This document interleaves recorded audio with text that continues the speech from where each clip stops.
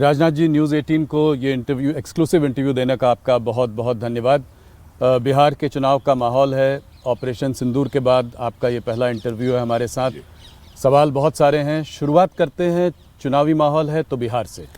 आपने बिहार में बहुत रैलियाँ एड्रेस की हैं, आप काफ़ी सक्रिय हैं। सबसे पहले ये जानना चाहेंगे कि आप क्या माहौल देख रहे हैं। कल पहले राउंड का मतदान हो चुका है, रिकॉर्ड टर्नआउट रहा है, करीब 65% का टर्नआउट रहा है, तो क्या देख रहे हैं आप, कितनी सीटें देते हैं आप अपने एनडीए को? वैसे हम लोगों की जो सार्वजनिक सभाएं हो रही हैं उसमें जो पब्लिक का रिस्पांस जिस प्रकार से प्राप्त हो रहा है, उसे देखते हुए मेरा स्पष्ट मत है कि सरकार तो बनेगी, लेकिन 2/3 की मेजॉरिटी भी एनडीए को हासिल हो सकती है। 160 से ज़्यादा सीट, 160 से ज़्यादा सीटें। ये सवाल बार बार पूछा जा रहा है, आपका मुख्यमंत्री चेहरा स्पष्टता से बताइए कौन है? नीतीश कुमार मुख्यमंत्री बनेंगे, 5 साल रहेंगे? देखिए, उन्हीं के नेतृत्व में चुनाव हो रहा है जी, स्वाभाविक है कि वो होंगे। डिप्टी सीएम एक भारतीय जनता पार्टी का, एक चिराग पासवान की पार्टी का, ऐसा मत बनेगा? अब जो कुछ भी होगा भविष्य में, वो सभी लोग मिलजुल कर उसको बैठकर तय करेंगे कि क्या करना क्या नहीं करना। राजा जी, एक मुद्दा जो आप लोग शुरू से लेकर चल रहे हैं वो है कि बिहार में लालू के उसमें जंगल राज का मुद्दा, कि पहले गुंडागर्दी थी, जंगल राज था। तो इस बार भी आप लोगों ने इस मुद्दे पर पूरे समय से आप बने रहे हैं, मगर इस बार आपके दल के ही एक अनंत सिंह जी जो है अब गिरफ्तार हो गए हैं। गोली चली पहली बार और दुलार चंद यादव मारे गए। इसके बारे में आप क्या कहना चाहेंगे? हो सकता है 1-2 घटनाएं ऐसी हो जाती हैं, लेकिन इसके कारण किसी को ये नहीं कहा जा सकता कि वह फला व्यक्ति जो है माफिया है या ये है वह है। ये तो कुछ सामाजिक जीवन में कभी कभी कुछ व्यक्तिगत नाराज़गियाँ भी होती हैं, इसको इनकार नहीं किया जा सकता है, लेकिन सब मिला जुला कर पूरा प्रिकॉशन हम लोग लेते हैं कि जिनकी छवि साफ सुथरी हो, क्लीन इमेज के जो लोग हैं उन्हीं को प्रत्याशी बनाया जाए। सावधानी ये बरती जाती है, लेकिन हो सकता है ये इतनी बड़ी जमात जहाँ पर है जी, कहीं पर यह चूक हो भी सकती है। इस संभावना को भी मैं नकारता नहीं हूँ। राहुल गांधी इस चुनाव में लगातार कैनवसिंग कर रहे हैं, कैंपेनिंग कर रहे हैं। एक समय में जैसे जैसे चुनाव पास आता गया, अटैक थोड़े पर्सनल होते जा रहे थे। उन्होंने कहा कि मोदी जी वोटों के लिए कुछ भी कर सकते हैं, बोलेंगे तो स्टेज में वोटों के लिए नाच भी देंगे। थोड़ा छठ के समय में भी उन्होंने ऐसा बोला कि उन्होंने यमुना में डुबकी नहीं लगाई, एक सैनिटाइज पॉन्ड में जो है जाके उसके सामने छठ मैया की पूजा कर रहे थे। कैसे देखते हैं इस तरह के रिमार्क्स को आप? मैं समझता हूँ कि इस प्रकार के रिमार्क्स का कोई औचित्य नहीं है, और नौटंकी का प्रश्न यहाँ तक है। मैं समझता हूँ देश अच्छी तरह इस बात को समझता है कि मोदी जी के साथ इस प्रकार के आरोप किसी भी सूरत में चस्पा नहीं होते, और बहुत ही सीधी और सपाट बात जनता के सामने रखते हैं। जनता को गुमराह करके उन्होंने कभी भी जनता का समर्थन हासिल करने की कोशिश नहीं की है। जो तथ्य हैं उन तथ्यों को ही प्रस्तुत करके जनता का समर्थन वह हासिल करते हैं। इस बार जब कल लोग मतदान डालने जा रहे थे, सुबह सुबह महिलाओं की बहुत बड़ी कतार दिखाई दे रही थी। बहुत ज़्यादा महिलाएं सामने आकर उन्होंने वोट डाला है। इसको आप कैसे देखते हैं? किसके लिए समर्थन है ये? क्या ये जीविका दीदी जो है ये आपकी एक गेम चेंजर स्कीम रही है? जीविका दीदी भी है, लेकिन उसके अतिरिक्त महिलाएं ये महसूस करती हैं कि नीतीश कुमार जी के मुख्यमंत्री रहते हुए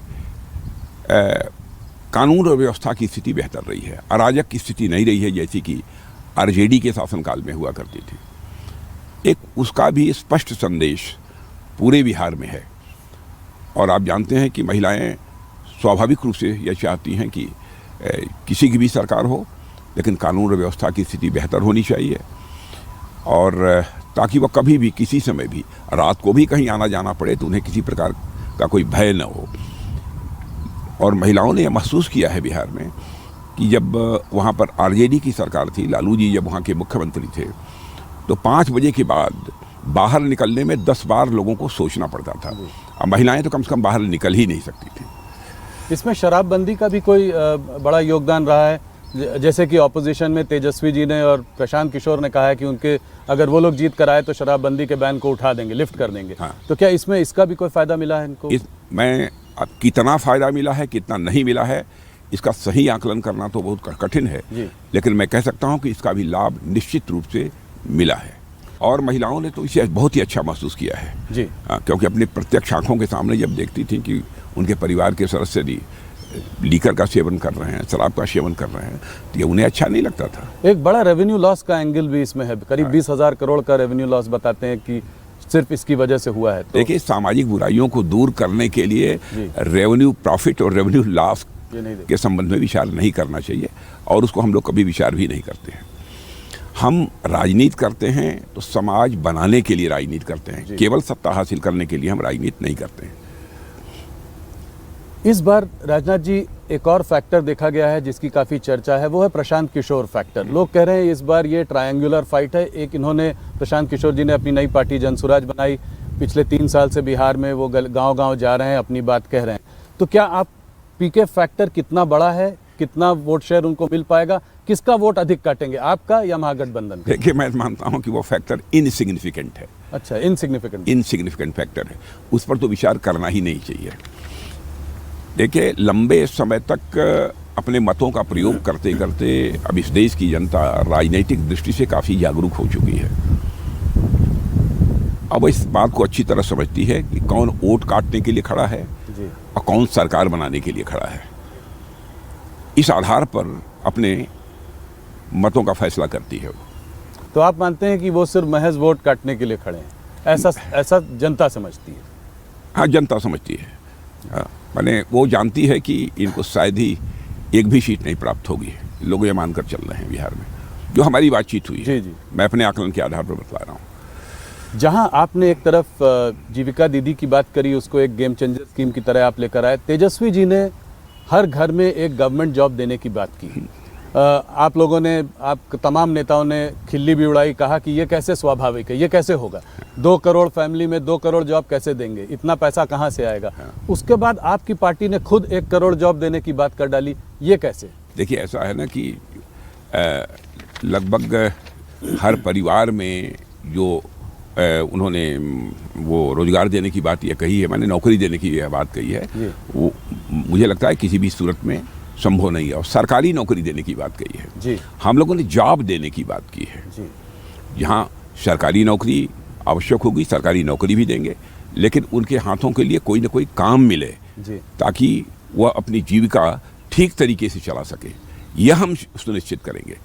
हम जनता की आंखों में धूल झोंक कर उनका समर्थन हासिल नहीं करना चाहते, जनता को गुमराह करके हम उनका समर्थन हासिल नहीं करना चाहते, बल्कि जनता की आंखों में आंख मिलाकर हम लोग राजनीति करते हैं।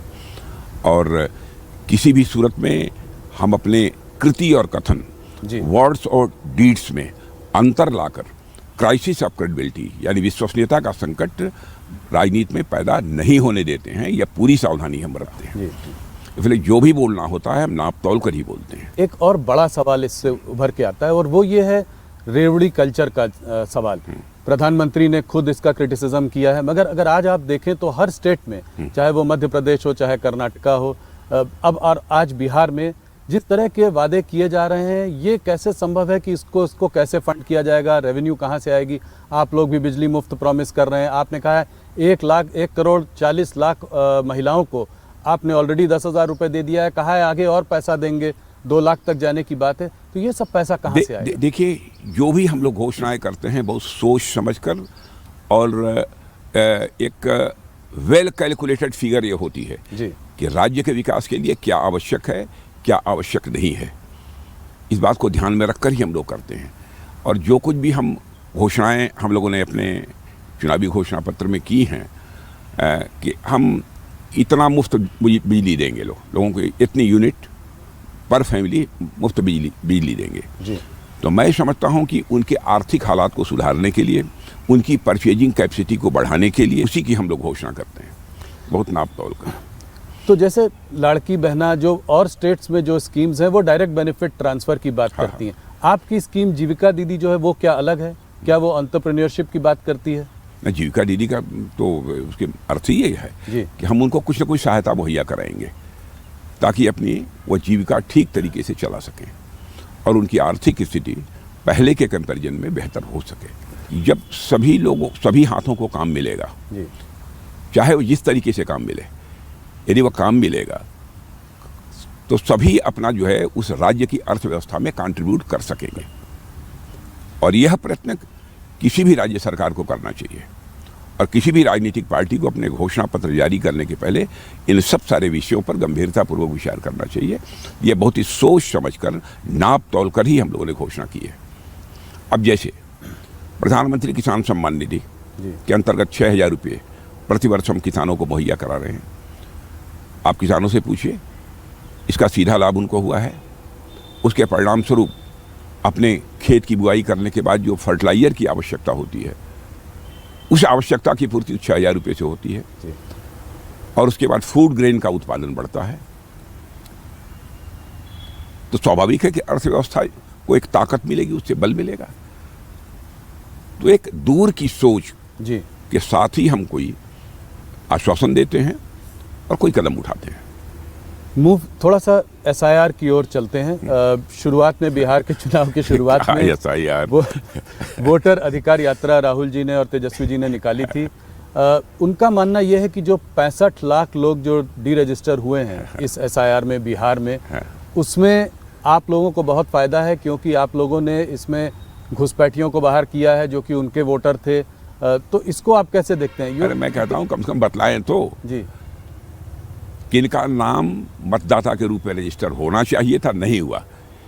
एक भी केस वो सामने नहीं ला पाए। बार बार इलेक्शन कमीशन भी अपनी तरफ से कह रहा है कि यदि आपको जो शिकायत हो वो शिकायत हमारे पास लाइए, हम उसकी जांच करने को तैयार हैं। लेकिन वह भी नहीं दे रहे हैं उनको।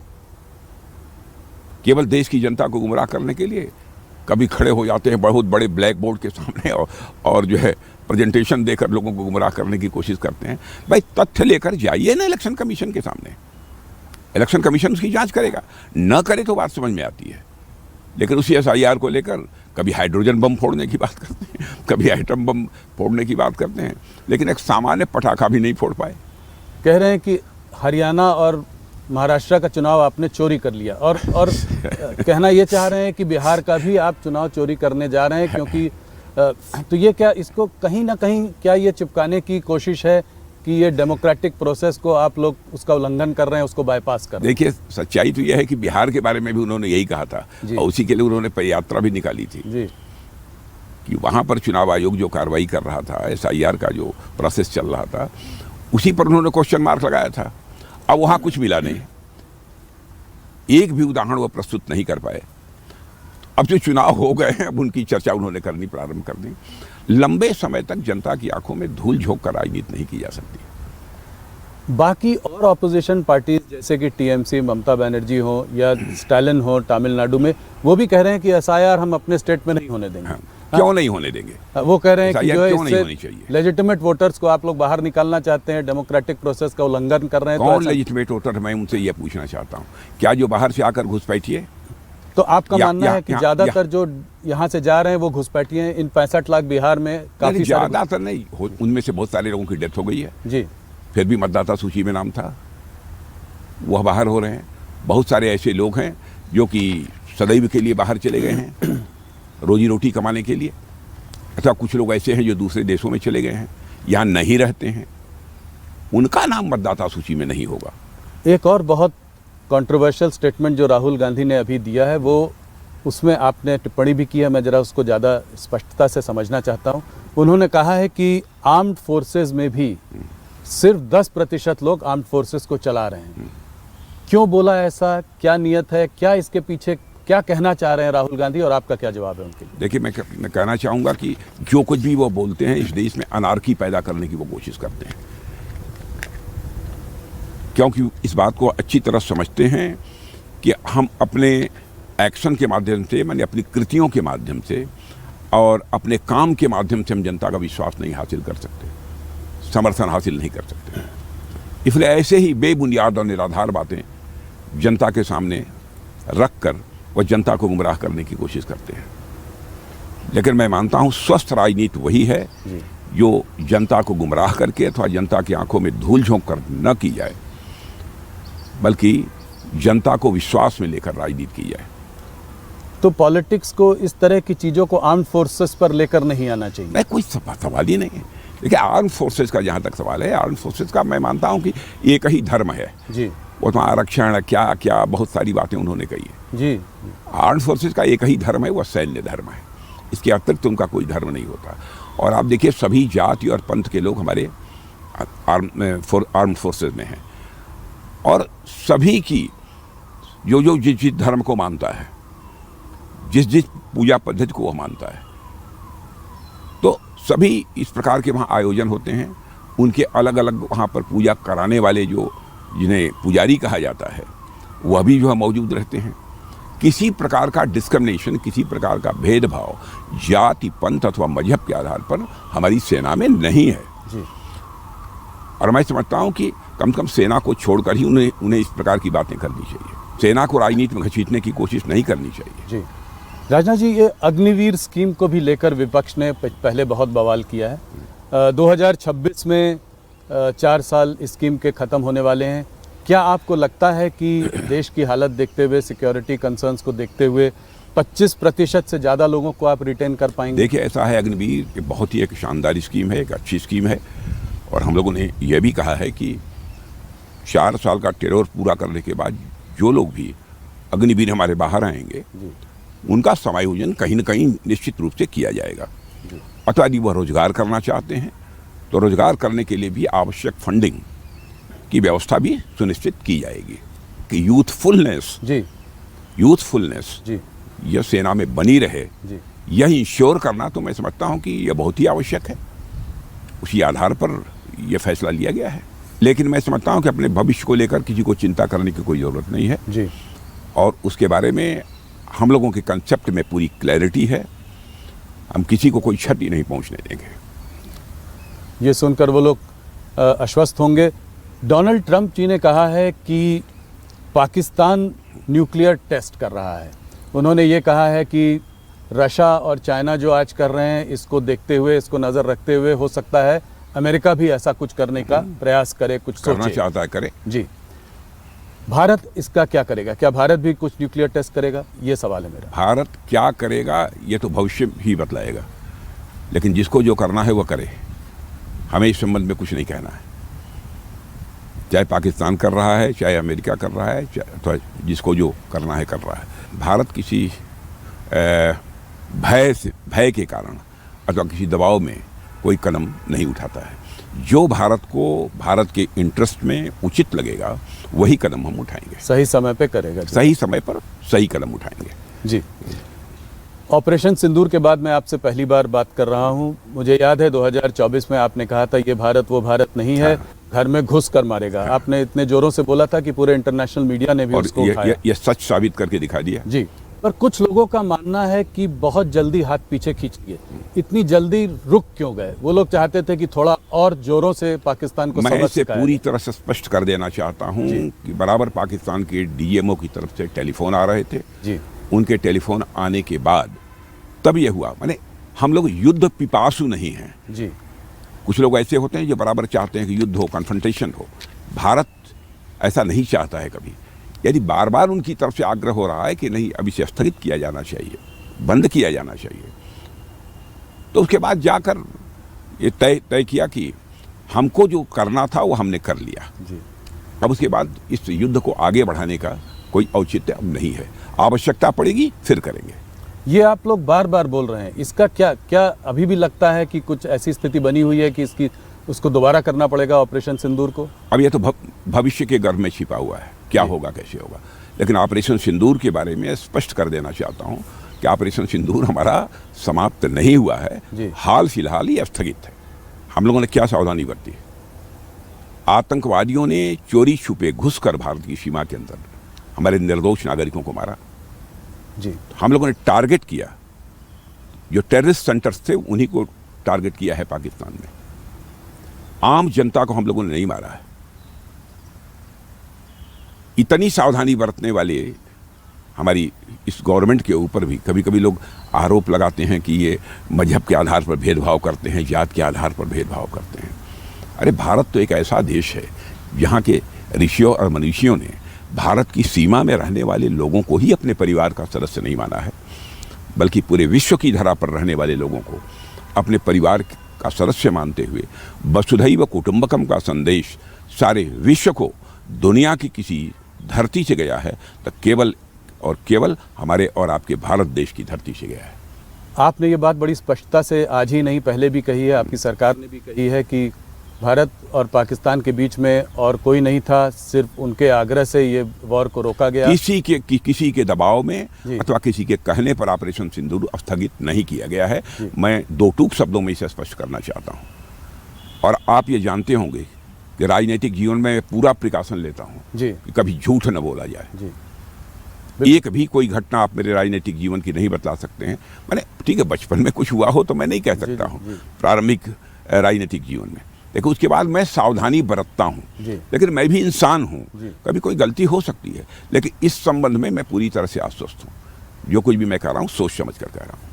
प्रेसिडेंट ट्रंप ने फिर भी अनेकों बार ये कहा है कि उन्होंने जो है बड़ा रोल इसमें प्ले किया है इसको बंद करवाने में, और क्योंकि हम नहीं माने उसका खामियाजा भी हमें भुगतना पड़ रहा है। हमारे ऊपर टैरिफ लगाया गया है, वीज़ा के तमाम रेस्ट्रिक्शंस आ रहे हैं। इसके बावजूद आपने अभी 10 ईयर का डिफेंस जो है पीट हेग्सेथ के संग 10 इयर्स डिफेंस पैक्ट किया, ऐसा क्यों?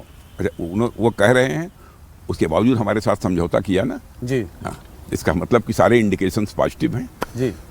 तो आप मानते हैं कि ये जो तनावपूर्ण की स्थिति जो बनी हुई है दोनों देशों के बीच अब पहले से बेहतर है? अब इसके बारे में विचार करना पड़ेगा, तनावपूर्ण है कि नहीं है, क्या है, इसके बारे में मैं नहीं बतला सकता। इसके बारे में तो ये जो लोग बोलते हैं वही बतला सकते हैं। इस बार आप लोगों ने पाकिस्तान को डटकर हम लोगों ने सबक सिखाया। टेरर कैंप्स के साथ उनके 11 जो है डिफेंस बेसिस को भी हमने तबाह किया, उसमें क्षति पहुंचाई। इसके बावजूद वहाँ के जनरल मुनीर को प्रमोशन मिला। वो तमाम तरह की बातें करते हैं। क्या पाकिस्तान कभी बाज आएगा अपनी इस तरह की करतूतों से? प्रमोशन मिला कि प्रमोशन उन्होंने ले लिया पाकिस्तान के बारे में कुछ कहा नहीं जा सकता जी। वहाँ पर तो आप जानते हैं कि आर्मी का एक प्रकार से वर्चस्व है। थोड़ा सा पाकिस्तान से हटकर अफगानिस्तान की ओर चलते हैं। अफगानिस्तान के फॉरेन मिनिस्टर मुताकी जी हमारे यहाँ पे आए हुए थे। उसी बीच पर दोनों की पाकिस्तान और अफगानिस्तान के बीच में झड़प भी हुई। पाकिस्तान ने काबुल में बमबाजी भी की। पाकिस्तान का ये कहना है कि इस सब के पीछे भारत का हाथ है, इशारा हमारी तरफ है। क्या कहेंगे? पूरी तरह से बेबुनियाद और निराधार आरोप है। हम लोग कहीं भी किसी भी प्रकार के कन्फ्रंटेशन में विश्वास नहीं करते हैं जी। हम तो पूरे विश्व में शांति चाहते हैं। हम इसी के पक्षधर हैं। हम किसी को ये उकसाएंगे नहीं कि उसके किसी के साथ संघर्ष किया जाए। हाँ, लेकिन हमें कोई छेड़ेगा तो हम छोड़ेंगे नहीं। हमारी नीति पूरी तरह से स्पष्ट है। किसी बैसाखी का सहारा लेकर हम अपने आत्मस्वाभिमान की रक्षा नहीं करते हैं जी।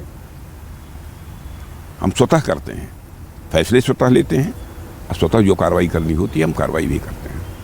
लेकिन हम विश्व में संघर्ष नहीं चाहते, ये हमारी मूल सोच है। अफगानिस्तान और पाकिस्तान के बीच में जो प्रॉब्लम जो चली आ रही है वो ड्यूरेंट लाइन को लेकर है। वो ड्यूरेंट लाइन को लेकर विवाद रहा है।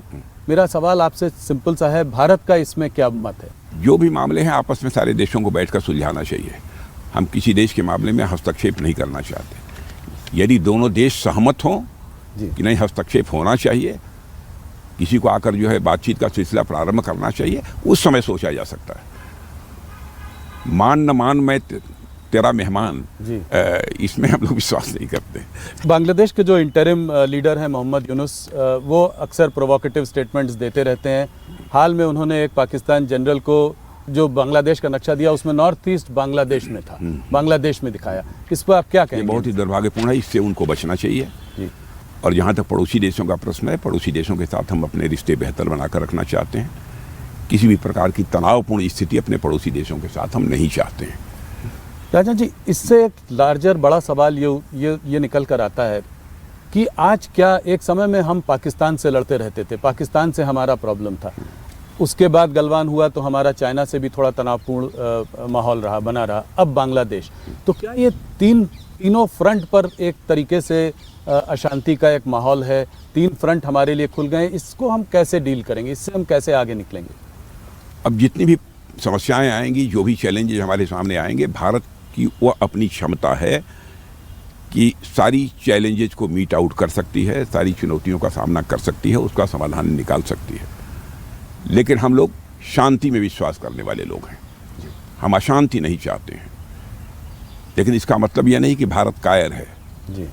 भारत के स्वाभिमान पर यदि कोई चोट पहुंचेगी तो भारत उसका मुंह तोड़ जवाब देगा। बस इतना ही मैं कहना चाहूँगा। पड़ोसी देशों में भी स्थिति सहज और सामान्य होनी चाहिए, यह हमारी सोच है। पड़ोसी देशों का जहाँ तक प्रश्न है, पड़ोसी देशों के साथ हम अपने अच्छे रिश्ते बनाकर चलना चाहते हैं, क्योंकि हमारे अटल जी जो हमारे नेता थे वो भी बराबर कहा करते थे कि हमें बराबर सावधानी ये बरतनी चाहिए, हमें ये बात ध्यान में रखनी चाहिए कि ज़िंदगी में दोस्त बदल सकते हैं लेकिन पड़ोसी कभी नहीं बदलता। बहुत बड़ी बात आपने कही। आप डिफेंस मिनिस्टर लंबे समय से रहे हैं, थोड़ी सी बात करते हैं आपके आने के बाद जो चेंजेस आए हैं, जो रिफॉर्म्स आए हैं, थोड़ा सा आपसे समझना चाहेंगे। आजकल के दौर में एयर सुपीरियॉरिटी होना बहुत ज़रूरी है। जो भी अभी हाल और एयर सुपीरियॉरिटी अपनी दिखा भी दी हम लोगों ने। जी जी जी बिल्कुल, उसी से सवाल, वहीं से मैं 2-3 सवाल उस पर पूछना चाह रहा था। हाल में MiG-21 को भी हमने फाइनली जो है रिटायर किया है। उसका रिप्लेसमेंट तेजस, उस पर हमारा भरोसा है। तो ये कहाँ पे है? क्या जी से जो बातचीत चल रही है उनसे बातचीत ठीक चल रही है या कोई वहाँ डिले हो रहा है? कोई अल्टरनेटिव्स के बारे में हम सोच रहे हैं क्या? देखिए, जी का, सेफ्रॉन का, अन्य बहुत सारी ऐसी कंपनियां हैं जी। कुछ स्टेप्स हम काफ़ी आगे बढ़ चुके हैं जी। इस समय उसका मैं खुलासा यहाँ नहीं करना चाहता हूँ, क्योंकि ये मामला CCS में जाकर ही ये तय होगा, इसलिए मैं उस पर नहीं बोलना चाहता हूँ। हमारी कंसेप्ट की क्लैरिटी है इस मामले में कहाँ जा रहा है, लेकिन यह मानकर चलिए कि विद इन ए ईयर वह स्थिति बनने जा रही है कि हम इन सब सारे फाइटर प्लेन्स के इंजन भी भारत में ही बनाएंगे, भारत की धरती पर बनाएंगे और भारतवासियों के हाथों से बनेंगे। ये बड़ा स्टेटमेंट है। तो ये भी करेंगे और बाहर से भी लेंगे? इसमें हाल फिलहाल तो हमको इंजन बाहर से लेने की आवश्यकता है जी। उसमें कोई अमेरिकी दबाव कि अमेरिका से ही लेना है? कोई दबाव नहीं। और वो भी जो बाहर से लेंगे उसमें हम अपनी शर्तों से कंप्रोमाइज नहीं करने वाले हैं जी। हाँ, हो सकता है ये भी, इस संभावना को नकारा नहीं जा सकता। बहुत प्रबल संभावना है कि हम कहें कि ठीक है, हम आपसे इंजन लेंगे, लेकिन इंजन की मैन्युफैक्चरिंग आइए भारत में कीजिए। ये किससे और हमको टेक्नोलॉजी ट्रांसफ़र करिए। ये किसी से बात हो रही है, किसी कंपनी से? इसका मैं खुलासा करना नहीं चाहता है, लेकिन मैं जो बोल रहा हूँ वो बेसलेस नहीं है। जी जी बिल्कुल, आधारहीन नहीं है, इतना आप तो स्वीकार कीजिए। नहीं बिल्कुल। हाँ, मैं किन कंपनी से हम बात कर रहे हैं उस संबंध में अभी मैं कुछ कह। फ्रेंच कंपनी साफरान के साथ मिलकर 5th जनरेशन फाइटर एयरक्राफ्ट के लिए इंजन बनाने की बात चल रही है। कब तक आएगा पहला इंजन, कब मिलेगा हमको? ये इस पर थोड़ा सा विस्तार में बता सकते हैं? ये तो आपने पहले भी बोला है। हम लोगों की कोशिश यही है कि इंजन जल्दी से जल्दी भारत में बनना प्रारंभ हो जाए। अच्छा, तो फोकस बहुत जल्दी से जल्दी। अब इस संबंध में एक फैसला CCS के द्वारा होना है। मैं समझता हूँ कि वह भी बहुत ही जल्दी हो जाएगा। तो कोलैबोरेशन बाहर की कंपनियों से हो सकता है, पर बनना भारत में। ये इस बात पर काम चल रहा है। जिसके साथ भी हम अपने ये एग्रीमेंट करें, जिसके साथ भी हम समझौते करें, वो टेक्नोलॉजी भी ट्रांसफ़र करें। टेक्नोलॉजी ट्रांसफ़र भी हो। तो जो 5th generation fighter advance medium combat aircraft की बात हो रही है, AMCA, उसका डिज़ाइन तैयार हो चुका है? वो बात कहाँ तक आगे बढ़ी है? प्रोग्रेस अच्छी है, संतोषजनक है। तो इस पे कुछ टाइमलाइंस वगैरह आप दे सकते हैं? कुछ जल्दी होना चाहिए। जल्दी। एक एक्सपर्ट्स कह रहे हैं इसमें 10 साल तक लग सकता है पूरी प्रतिक्रिया को होने में। तो मुझे ऐसा नहीं लगता है। 10 साल से पहले होने की? उसके पहले भी हो सकता है। ऑपरेशन सिंदूर में हमारा रफाल को लेकर कैसा एक्सपीरियंस रहा? बहुत ही अच्छा एक्सपीरियंस रहा है। रफाल ने करिश्मा किया है और बहुत ही शानदार जो है ये फाइटर प्लेन है। तो ये 114 जो रफाल वो है, ये कब तक पूरा हो जाएगा? अब प्रतीक्षा करिए, समय की बात होती है, बातचीत होती रहती है, तो उसमें कुछ समय लग सकता है, लेकिन प्रोग्रेस सब मिला जुला कर ठीक है। राजनाथ जी, ये देखा गया है कि मॉडर्न वॉरफेयर में ड्रोन्स का एक बहुत बड़ा रोल है। ये हमने ऑपरेशन सिंदूर में भी हम लोगों ने देखा है। तो अमेरिका से MQ-9 ड्रोन मिलने में देरी हो रही है क्या, मेरा ये सवाल है। और स्वदेशी ड्रोन्स, ये कैसे, इस पर आपकी क्या प्रतिक्रिया है? कैसे इसमें आपका क्या विजन? वैसे स्वदेशी ड्रोन पर हम लोगों का काम शुरू हो गया है जी। स्वदेशी ड्रोन्स हमारे भारत में बनेंगे। और तो इसके बारे में कुछ ज़्यादा बता सकते हैं? और MQ-9 ड्रोन्स जो हैं वो उस पर कुछ देरी हो रही है या समय पे है? जो समय तय था उस समय के अनुसार ही डिलीवरी होनी चाहिए जी, ऐसा मेरा विश्वास है। क्या हम लोग S-400 मिसाइल सिस्टम्स रशिया से और ख़रीद रहे हैं? क्या रशिया Su-57 फाइटर जेट जो है उसको इंडिया में बनाने की कोई बात है? इस पर कुछ बात आगे बताएं। S-400 का जहाँ तक प्रश्न है, S-400 की हमको आवश्यकता है। तो हम और लेना चाह रहे हैं रशिया से? बिल्कुल, मिलेगा तो लेंगे। और Su-57 फाइटर जेट इंडिया में बनने की कुछ बातचीत चल रही है? इस संबंध में अभी कुछ नहीं कहूँगा। ब्रह्मोस मिसाइल्स पे अगर बात करें, ऑपरेशन सिंदूर के दौरान ये काफ़ी इफेक्टिव रही, बहुत इफेक्टिव था। कुछ देशों से हमारे पास जो है इंटरेस्ट भी आ रहा है इनमें, तो क्या ये हमारे इसको अगर बाहर देशों से इंटरेस्ट आ रहा है तो इससे डिफेंस एक्सपोर्ट्स पर कोई बड़ा असर पड़ेगा? बहुत बड़ा असर पड़ेगा। कुछ आंकड़े देकर इसको समझाएं। हाँ बिल्कुल, हमारा एक्सपोर्ट का ये आंकड़ा बढ़ेगा, क्योंकि इस समय तक अप्रॉक्सीमेटली 25,000 करोड़ का हम एक्सपोर्ट कर रहे हैं। हमारा एक टारगेट है जी कि 29-30 समाप्त होते होते हमारा एक्सपोर्ट मिनिमम 50,000 करोड़ तक का पहुंच जाए। सिर्फ और इससे हम कॉन्फिडेंट हैं कि हम 50,000 करोड़ के अपने एक्सपोर्ट के लक्ष्य को हासिल करने में कामयाब होंगे।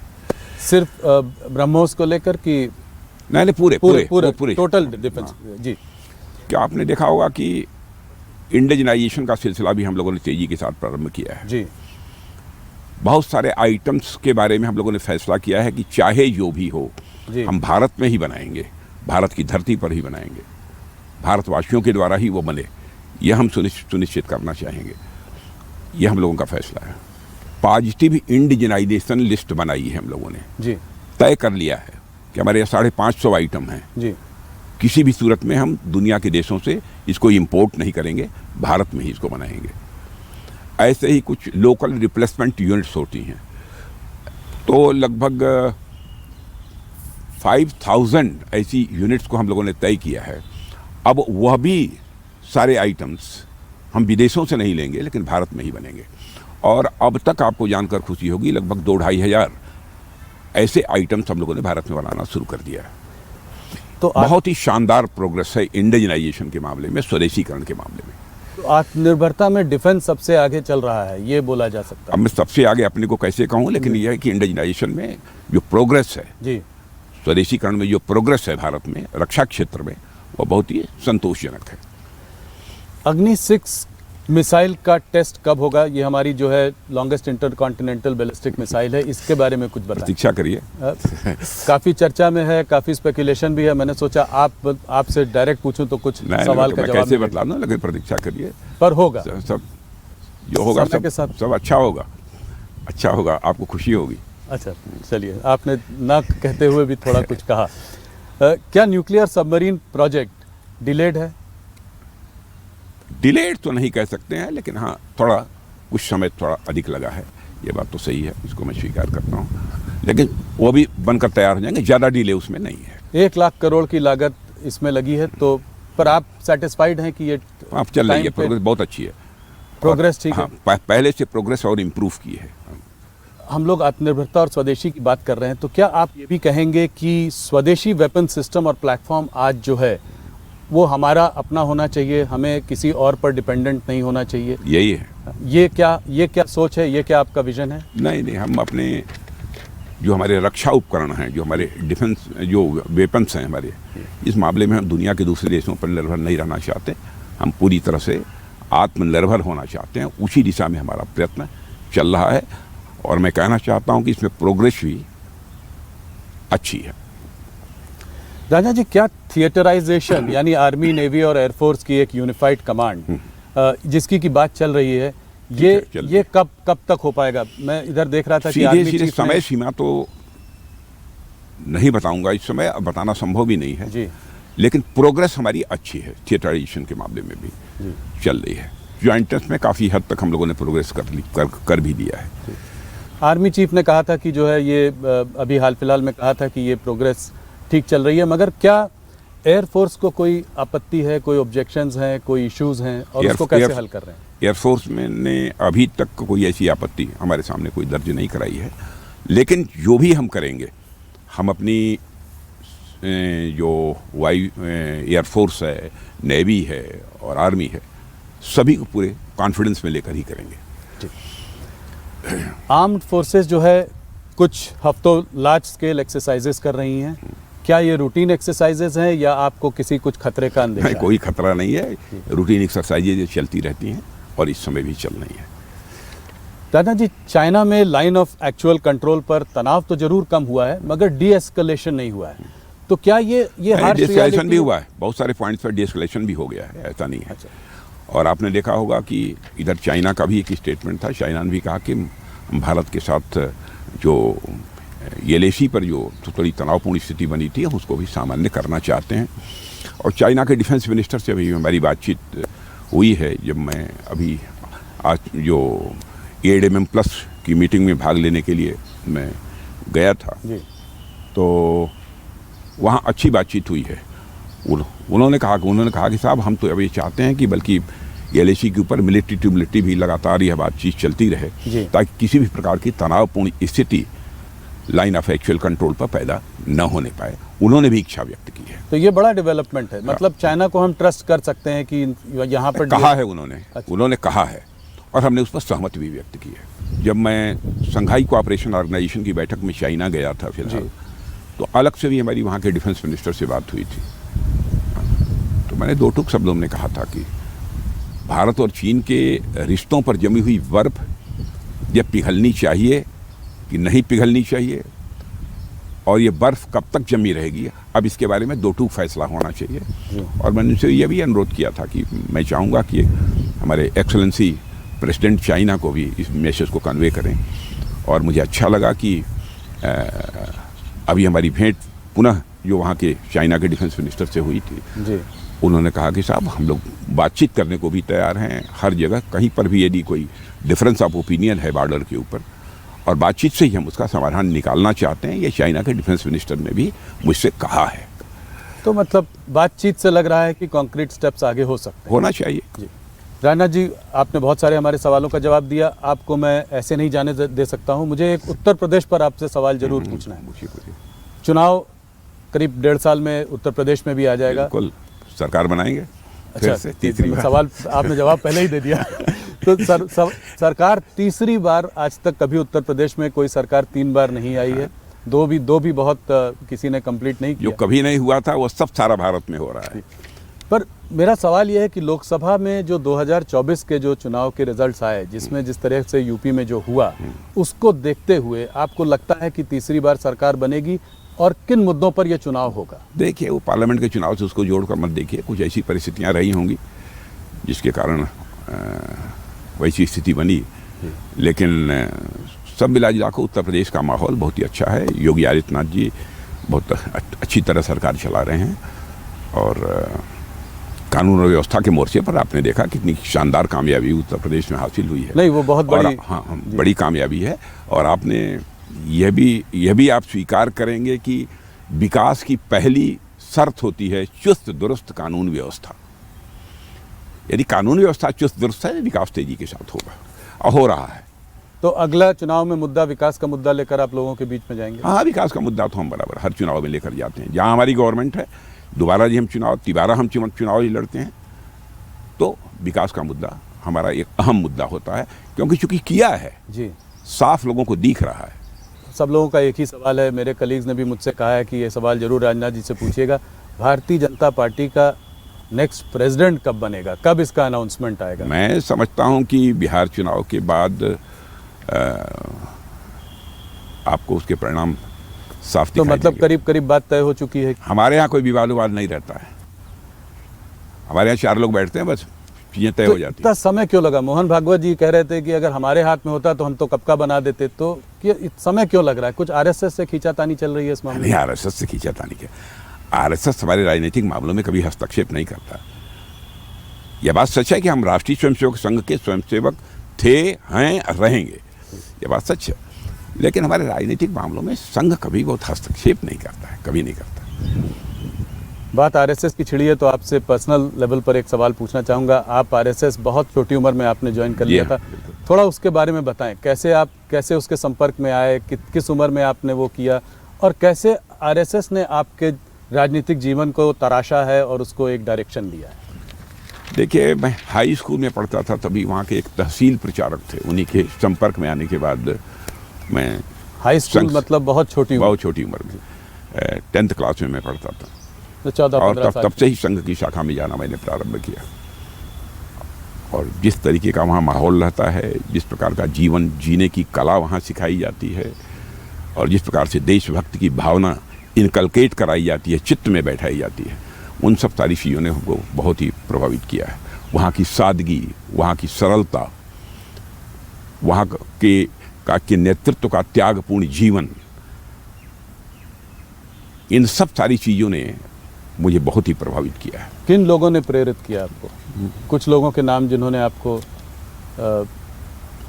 बहुत ऐसे लोग हैं। हमारे उस समय जो परम पूज्य सरसंघ चालक हुआ करते थे, उनसे लेकर और निचले स्तर पर भी मैंने देखा कि बहुत ही सादगी और सरलता का जीवन, और एक जीवन में जो एक हर मनुष्य की एक अपनी प्रतिबद्धता होनी चाहिए, वो प्रतिबद्धता भी जो वो राष्ट्र के प्रति, समाज के प्रति उन लोगों की देखी, उसने मुझे प्रभावित किया है। राणा जी, बहुत बहुत धन्यवाद आपका, आपने इतना समय दिया, हमारे सारे सवालों का जवाब दिया।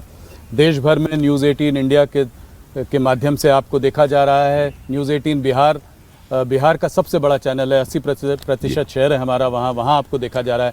आपको चुनाव के लिए हार्दिक शुभकामनाएं। बहुत बहुत धन्यवाद। बहुत धन्यवाद।